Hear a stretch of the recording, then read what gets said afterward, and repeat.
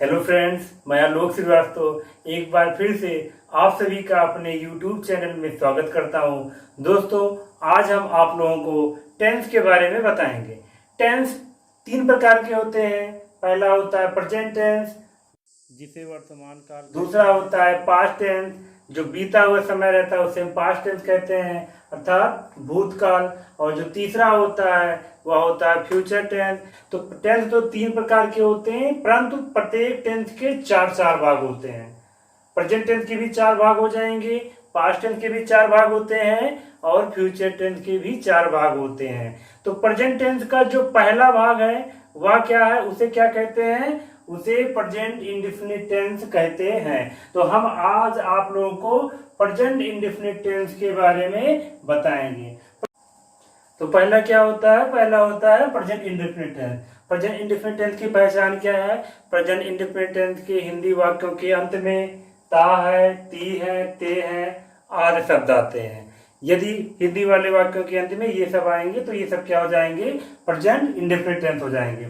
जैसे हम पानी पीते हैं, लास्ट में क्या दिया है? लास्ट में ते है, तो ये क्या हो जाएगा?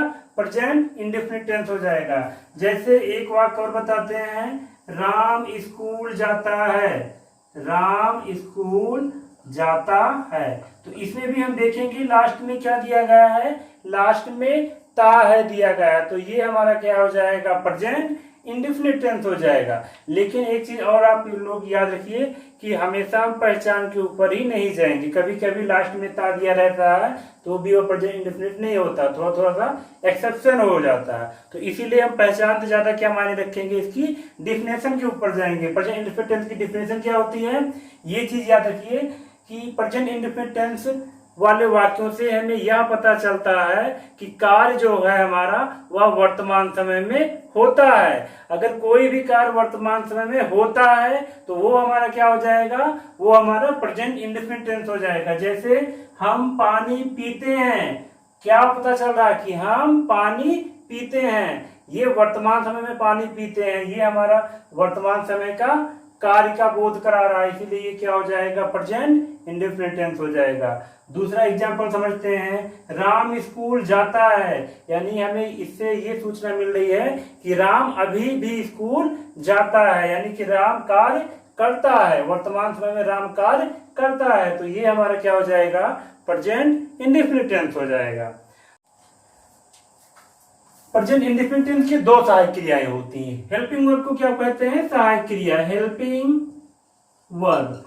प्रेजेंट इंडेफिनिट टेंस की कितनी सहायक क्रियाएं होती हैं? दो सहायक क्रियाएं, एक डू हो गया और दूसरा डज हो गया। ये आप लोग याद कर लीजिए। प्रेजेंट इंडेफिनिट टेंस की कितनी सहायक क्रियाएं होती हैं? डू और डज। एक चीज और याद रखिए, प्रेजेंट इंडेफिनिट टेंस के साधारण वाक्यों में सहायक क्रिया का प्रयोग नहीं होता है। अर्थात अगर हमारा प्रेजेंट इंडेफिनिट टेंस है और वह हमारा अफर्मेटिव सेंटेंस में है तो ना तो हम डू का प्रयोग करेंगे और ना तो हम डज का प्रयोग करेंगे। डू और डज का प्रयोग तब हम करेंगे जब हमारा प्रेजेंट इंडेफिनिट टेंस हो और वाक्य हमारा नेगेटिव सेंटेंस हो या इंट्रोगेटिव सेंटेंस हो, तब हम डू और डज का प्रयोग करेंगे। और डू का प्रयोग कब करते हैं, डज का प्रयोग कब करते हैं? ये हमारा नेगेटिव और इंट्रोगेटिव सेंटेंस में ही होता है। तो हमारा सब्जेक्ट क्या रहेगा, किसके साथ हम डू का प्रयोग करेंगे, किसके साथ हम डज का प्रयोग करेंगे, वो हम आप लोगों को नेगेटिव और इंट्रोगेटिव में अभी बताएंगे। सबसे पहले हम आप लोगों को अफर्मेटिव का नियम बताते हैं। अगर मान लीजिए हमारा वाक्य साधारण वाक्य है, तब हम उसको हिंदी से अंग्रेजी में कैसे ट्रांसलेशन करेंगे? अफर्मेटिव का रूल, अफर्मेटिव सेंटेंस अगर रहेगा तब उसको हम कैसे हिंदी से अंग्रेजी में ट्रांसलेशन करेंगे? सबसे पहले ये याद रखिए कि अगर हमारा प्रेजेंट इंडेफिनिट टेंस का अफर्मेटिव सेंटेंस है तो ना तो हम सहायक क्रिया का प्रयोग नहीं करेंगे, ना तो डू का प्रयोग करेंगे, ना तो डज का प्रयोग करेंगे। सबसे पहले अफर्मेटिव के लिए ये सामने नियम दिया गया है। अफर्मेटिव, इसके लिए आप लोग के सामने स्ट्रक्चर दिया गया है, फार्मूला। क्या करते हैं? सबसे पहले हम सब्जेक्ट लिखेंगे।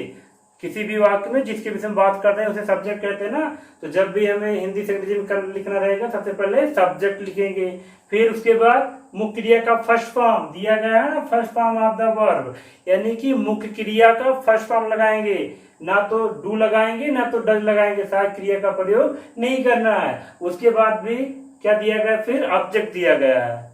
लेकिन एक चीज और याद रखिए, अगर हमारा अफर्मेटिव सेंटेंस है तो सबसे पहले हम सब्जेक्ट, उसके बाद मुख्य क्रिया का फर्स्ट फॉर्म लिखेंगे। लेकिन मुख्य क्रिया के फर्स्ट फॉर्म में हम यस या ईएस भी जोड़ते हैं। कब जोड़ते हैं ये आप लोगों को याद रहना चाहिए। मुख्य क्रिया के फर्स्ट फॉर्म में यस या ईएस केवल प्रेजेंट इंडेफिनिट टेंस के अफर्मेटिव सेंटेंस में ही लगाया जाता है। अगर हमारा प्रेजेंट इंडेफिनिट टेंस का नेगेटिव और इंट्रोगेटिव सेंटेंस है तो उसमें हम मुख्य क्रिया के फर्स्ट फॉर्म में यस या ईएस नहीं लगाएंगे। मुख्य क्रिया के फर्स्ट फॉर्म में यस या ईएस कब लगाते हैं हम? मुख्य क्रिया के फर्स्ट फॉर्म में यस या ईएस हम केवल साधारण वाक्यों में लगाते हैं, और वो भी हमेशा नहीं लगाते हैं। क्या हमारा प्रेजेंट इंडेफिनिट टेंस रहेगा और हमेशा हम प्रेजेंट इंडेफिनिट टेंस के साधारण वाक्यों में यस या ईएस लगाएंगे? नहीं। उसके लिए यस या यस लगाने के लिए नियम है। मुख्य क्रिया के फर्स्ट फॉर्म में यस या यस कब लगता है? वाक्य हमारा अफर्मेटिव सेंटेंस होना चाहिए, और अफर्मेटिव सेंटेंस के साथ साथ उसका कर्ता ही, सी, इट अथवा कोई नाम हो, और वो भी नाम एक वचन का हो, तब हमारा मुख्य क्रिया के फर्स्ट फॉर्म में यस या यस लगेगा, वरना नहीं लगेगा। दूसरी चीज, अफर्मेटिव सेंटेंस में डू और डज का प्रयोग नहीं होता है। अगर हमारा वाक्य अफर्मेटिव के स्थान पर अब निगेटिव सेंटेंस में जाता है या इंट्रोगेटिव सेंटेंस में रहेगा, तब हम सहायक क्रिया डू और डज का प्रयोग करते हैं। डू और डज का प्रयोग कब करते हैं हम? प्रेजेंट इंडेफिनिट टेंस के नेगेटिव और इंट्रोगेटिव वाले वाक्यों में। अगर मान लीजिए हमारे कर्ता नेगेटिव या इंट्रोगेटिव में ही, सी, इट और कोई नाम है तो उसके साथ डज लगाएंगे। अगर मान लीजिए हमारा कर्ता आई, यू, वी, दे और बहुवचन है तो उसके साथ डू का प्रयोग करेंगे। ये समझ में आया आप लोगों को? और अगर उसके बाद सामने क्या दिया गया है? सूत्र। साधारण वाक्य है तब सबसे पहले हम कर्ता लिखेंगे, मुख्य क्रिया का फर्स्ट फॉर्म लिखेंगे। अगर हमारा कर्ता ही, सी, इट कोई नाम है तो उसमें यस यस लगाएंगे, अन्यथा नहीं लगाएंगे, फिर ऑब्जेक्ट लिख देंगे। नेगेटिव सेंटेंस रहेगा तो सबसे पहले कर्ता लिखते हैं, फिर डू और डज दोनों में से एक लगाएंगे, वो भी सब्जेक्ट के अनुसार। फिर मुख्य क्रिया का फर्स्ट फॉर्म लिखेंगे, मुख्य क्रिया के फर्स्ट फॉर्म से पहले नॉट लगाएंगे, फिर मुख्य क्रिया का फर्स्ट फॉर्म, फिर ऑब्जेक्ट लिखेंगे। उसके बाद इंट्रोगेटिव सेंटेंस पर आएंगे। इंट्रोगेटिव सेंटेंस पर जाएंगे, सबसे पहले हम डब्ल्यूएच टाइप किसे कहते हैं? प्रसूचक शब्दों को कहते हैं। पहले हम प्रसूचक शब्द व्हाई, व्हेन, वेयर ये सब लिखेंगे। उसके बाद डू और डज में से एक लिखेंगे सब्जेक्ट के अनुसार, अकॉर्डिंग ऑफ दी सब्जेक्ट। फिर उसके बाद सब्जेक्ट लिखेंगे। फिर अगर इंट्रोगेटिव में नहीं दिया गया है तब हम नॉट लगाएंगे, नहीं दिया रहेगा तब हम नॉट का प्रयोग नहीं करेंगे। फिर मुख्य क्रिया का फर्स्ट फॉर्म लगाएंगे, फिर ऑब्जेक्ट लिखेंगे, फिर लास्ट में इंट्रोगेटिव सिंबल लगा देंगे। ये तो आप लोगों को समझ में आ गया होगा। अब हम आप लोगों को ट्रांसलेशन करके बताते हैं, तब आप लोगों को समझ में आता है। जैसे मान लीजिए एक वाक्य है, राम स्कूल जाता है, तो इसमें हम देखेंगे सबसे पहले कि ये हमारा प्रेजेंट इंडेफिनिट टेंस है कि नहीं है। लास्ट में ता है present indefinite tense. Present indefinite tense का ये साधारण वाक्य है, तो साधारण वाक्य के लिए हमने कौन सा सूत्र रखा सामने? सबसे पहले सब्जेक्ट राम, राम के बाद न तो डू का प्रयोग होगा न तो डज का प्रयोग होगा। क्यों नहीं होगा? क्योंकि वाक्य साधारण है। प्रेजेंट इंडेफिनिट टेंस के साधारण वाक्यों में डू और डज का प्रयोग नहीं करते हैं। उसके बाद क्या लिखेंगे? मुख्य क्रिया का फर्स्ट फॉर्म। तो राम का काम क्या है इसमें? जाता, अर्थात जाने की अंग्रेजी गो। अब उसके बाद हम देखेंगे साधारण वाक्य है तो यस या यस भी लगना चाहिए। तो हम देखेंगे यहाँ पे कर्ता हमारा ही, सी, इट और नाम है। नाम में से एक चीज में नाम मिल गया ना, वो भी एक वचन का नाम है, तो यस या यस लगाएंगे। यस या यस किसके अनुसार लगाते हैं? वोवेल और कॉन्सोनेंट के अनुसार लगाते हैं। तो ये हमारा क्या है? वोवेल है, इसीलिए यहाँ पे यस लग जाएगा। राम गोज टू स्कूल, समझ आया? अगर मान लीजिए इसको निगेटिव में चेंज करके देखते हैं, राम स्कूल नहीं जाता है। अगर वाक्य हो जाएगा राम स्कूल नहीं जाता है, तब सूत्र नंबर 2 लगाएंगे। Formula number 2, subject Ram. उसके बाद डू और डज दिया गया, तो हम डू लगाएंगे कि डज लगाएंगे, तब हम देखेंगे कि यहाँ पे सब्जेक्ट हमारा क्या है, सब्जेक्ट हमारा राम है। राम क्या है, नाम है, और नाम के साथ डज लगता है, इसीलिए हम यहाँ पे क्या लगाएंगे, डज हो जाएगा। उसके बाद क्या दिया गया है, नॉट दिया गया, तो अब क्या लिखेंगे, हम नॉट लगा देंगे। उसके बाद क्या लिखा हुआ है, मुख्य क्रिया का फर्स्ट फॉर्म, जाने की अंग्रेजी गो, फिर ऑब्जेक्ट टू स्कूल, ये हो जाएगा आपका नेगेटिव सेंटेंस। अब इसमें आप लोग देखेंगे यस यस नहीं लगा, क्यों नहीं लगा है, क्योंकि ये वाक्य हमारे नेगेटिव सेंटेंस हैं, और जब नेगेटिव या इंट्रोगेटिव रहता है तब मुख्य क्रिया के फर्स्ट फॉर्म में यस या यस नहीं लगाते हैं। यस या यस कब लगाते हैं, यस या यस लगाने के लिए हमारा रूल होता है। रूल क्या होता है कि वह टेंस हमारा प्रेजेंट इंडेफिनिट हो, और प्रेजेंट इंडेफिनिट टेंस का अफर्मेटिव सेंटेंस हो, और वो भी अफर्मेटिव सेंटेंस में होने के बावजूद भी हमारा सब्जेक्ट ही सी इट या तो कोई नाम हो, वो भी एक वचन में होना चाहिए, तभी हम यस या यस का प्रयोग करेंगे, अन्यथा नहीं करेंगे। अब उसके बाद चलते हैं इंट्रोगेटिव पे बढ़ जाते हैं। अगर मान लीजिए हमारा वाक्य ऐसे दिया होता, क्या राम स्कूल जाता है, क्या राम स्कूल जाता है, ये इंट्रोगेटिव है, इसीलिए लास्ट में क्या लगा देंगे, इंट्रोगेटिव सिंबल लगा देंगे। एक चीज और याद रखिए, स्टार्टिंग किससे हुई, क्या से हुई है, तो जो 12 टेंस होते हैं, 12 के 12 टेंसों में एक नियम होता है, आप लोगों को बता देते हैं हम। अगर किसी भी प्रश्नवाचक वाक्यों की शुरुआत क्या शब्द से हो जाती है, केवल क्या क्या की बात कर रहे हैं हम, कब और क्यों कैसे की बात नहीं कर रहे हैं, कोई भी टेंस हो, अगर प्रश्नवाचक वाक्यों की शुरुआत क्या शब्द से हो जाता है तब हम उसकी अंग्रेजी नहीं लिखते हैं, अर्थात क्या की अंग्रेजी जो व्हाट होता है, व्हाट का प्रयोग हम नहीं करेंगे, उसको हम छोड़ देंगे। उसके बाद सूत्र के अकॉर्डिंग चलेंगे, फार्मूला नंबर। तो ये WH टाइप व्हाट हो गया, इसको तो हम छोड़ देंगे। आगे क्या लिखा है, डू और डज। डू और डज में से हम किसका प्रयोग करेंगे, कैसे पता चलता है हमें, यहाँ पे नाम है तो नाम के साथ किसका प्रयोग होगा, डज का प्रयोग होगा, ये हो जाएगा डज। अगर मान लीजिए आप लोगों को कंफ्यूजन होता है कि डू किसके साथ लगेगा, डज किसके साथ लगेगा, तो इसके लिए हमने आप लोगों के सामने फार्मूला लिख दिया है, ही सी इट, कोई नाम रहेगा तो उसके साथ डज, और आई यू वी दे, और कोई बहुवचन रहेगा तो उसके साथ डू। अगर ये भी आप लोगों को ना याद हो तो केवल 4 चीजें याद कर लीजिए, क्या क्या, हमारा सब्जेक्ट केवल इतनी चीजें, ही सी इट नाम, 4 चीजें रट लो, ही सी इट नाम, वो भी एक वचन हो तो उसके साथ डू लगाएंगे।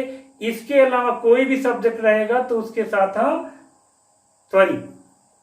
अगर हमारा सब्जेक्ट ही सी इट और नाम हो, वो भी एक वचन हो, तो उसके साथ हम डज लगाएंगे। और इसके अलावा कोई भी सब्जेक्ट हो तो उसके साथ हम क्या लगाएंगे, डू लगाएंगे। केवल 4 चीजें रख लो, ही सी इट और नाम, वो भी एक वचन का, उसके साथ डज और सभी के साथ डू। तो आगे बढ़ेंगे, हमारा डज हो गया। डज के बाद क्या लिखा हुआ, सब्जेक्ट। सब्जेक्ट हमारा क्या है, राम, तो डज राम। फिर मुख्य क्रिया का फर्स्ट फॉर्म, नॉट नहीं लगाएंगे क्योंकि इसमें कहीं भी नॉट नहीं दिया गया है, नहीं है, तो इसलिए क्या लिखेंगे, go. Does Ram go to school. और लास्ट में क्या रहेगा, इंट्रोगेटिव सिंबल। अब 2-3 एग्जाम्पल हम आप लोगों के सामने पेश कर रहे हैं। जैसे एक वाक्य है, हम गाना गाते हैं, लास्ट में क्या है, ते हैं प्रेजेंट इंडेफिनिट। कैसे करेंगे, साधारण वाक्य है, तो हम सबसे पहले सब्जेक्ट हम की मीनिंग वी, उसके बाद डू और डज का प्रयोग करेंगे, नहीं करेंगे क्योंकि वाक्य हमारा साधारण है। तो आगे बढ़ेंगे, आगे क्या है, मुख्य क्रिया का फर्स्ट फॉर्म, गाना क्रिया के रूप में अगर लिखते हैं तो उसका क्या होता है, सिंग। अब हम देखेंगे वाक्य हमारा अफर्मेटिव सेंटेंस है, साधारण वाक्य है, तो यस या ये जुड़ेगा कि नहीं जुड़ेगा, नहीं जुड़ेगा। क्यों नहीं जुड़ेगा, क्योंकि हमारा सब्जेक्ट यहाँ पे बी है। जब आई रहता है, आई यू वी दे और बहुवचन रहता है, तो हमारा अगर अफर्मेटिव सेंटेंस में होते हुए भी हम यस या इसका प्रयोग नहीं करते हैं। तो बी सिंग ए सॉन्ग, ये हो जाएगा हमारा वाक्य। दूसरा क्या है, मैं तुम्हारे घर जाता हूं, इसमें ये भी अफर्मेटिव सेंटेंस है। तो मैं की मीनिंग क्या होती है, आई उसके बाद सहायक क्रिया का प्रयोग करेंगे नहीं, क्योंकि वाक्य साधारण है, डू और डज का प्रयोग नहीं होगा। तो फिर मुख्य क्रिया का फर्स्ट फॉर्म, जाने की मीनिंग गो, गोज यस यस लगाएंगे कि नहीं लगाएंगे, नहीं लगाएंगे, क्योंकि हमारा इस समय सब्जेक्ट क्या है, आई है। जब हमारा सब्जेक्ट क्या रहता है, ही सी इट और कोई नाम रहता है, तभी यस या यस का प्रयोग होता है, अन्यथा नहीं होता है। तो इसमें आई है, इसलिए यस या यस नहीं लगेगा। आई गो टू तुम्हारे घर, योर हाउस, ये हो जाएगा इसका वाक्य। अगर मान लीजिए वाक्य दिया गया है, नेगेटिव सेंटेंस का एक वाक्य है, मेरे पिताजी लखनऊ नहीं जाते हैं, तो नेगेटिव वाला रूल सामने दिया गया। सबसे पहले सब्जेक्ट क्या है, मेरे पिताजी, यानी कि माई फादर हो जाएगा। उसके बाद सहायक क्रिया, मेरे पिताजी, नाम है वो भी सिंगुलर नंबर का, तो क्या होगा, डज रहेगा, नेगेटिव है इसलिए हेल्पिंग वर्ब का यूज हो जाएगा। माई फादर डज, फिर नेगेटिव वाले वाक्यों में नॉट लगाएंगे। My father does not go to Lucknow, ये आपका हो जाएगा। अब एक आप लोगों को इंट्रोगेटिव का बताते हैं। जैसे इंट्रोगेटिव का वाक्य है, तुम कैसे एक सेब खाते हो। इसमें देखेंगे लास्ट में इंट्रोगेटिव सिंबल दिया गया है और क्वेश्चन भी पुटअप कर रहा है। जब क्वेश्चन पुटअप करता है तो ये हमारा इंट्रोगेटिव हो जाता है। इसमें देखेंगे सब, इसका रूल क्या है, इंट्रोगेटिव वाले रूल। सबसे पहले डब्ल्यू टाइप, इसमें इस बार वाक्य की स्टार्टिंग किससे हुई है, क्या से नहीं हुई है ना। जब क्या से नहीं होती है तो हम डब्ल्यू टाइप का यूज करते हैं। तो डब्ल्यू टाइप इसमें क्या है, कैसे की मीनिंग हाउ हो जाएगा। उसके बाद क्या दिया गया है, डू और डज। सब्जेक्ट हमारा यहाँ पे क्या है, तुम है, और तुम की मीनिंग यू होता है, और यू के साथ क्या लगता है, डू लगता है, इसीलिए हो जाएगा हाउ डू। फिर सब्जेक्ट यू हो गया। फिर हम क्या करेंगे, मुख्य क्रिया का फर्स्ट फॉर्म, खाना, खाने की मीनिंग क्या होती है, ईट, एक सेब, एन एप्पल, ये आपका हो जाएगा। लास्ट में इंट्रोगेटिव सिंबल लगा देंगे।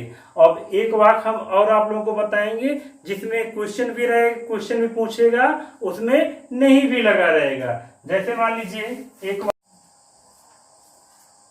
वाक्य क्या है, वह क्रिकेट क्यों नहीं खेलता है। इसमें क्वेश्चन भी पुटअप कर रहा है और नहीं भी लगा हुआ है, तो ये रूल हमारा फॉलो करेगा। इसी रूल को लगाएंगे हम। सबसे पहले क्या है, डब्ल्यू टाइप, क्योंकि मीनिंग वाई हो जाएगा।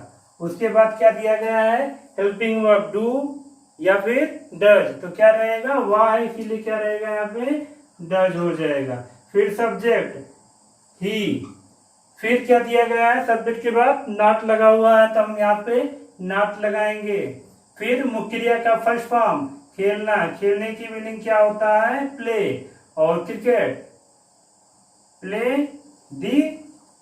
द क्रिकेट, ये आपका हो जाएगा। एक वाक्य और आप लोगों को बताते हैं, जैसे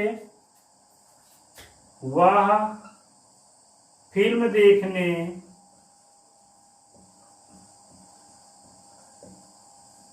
क्यों नहीं जाता है, क्यों नहीं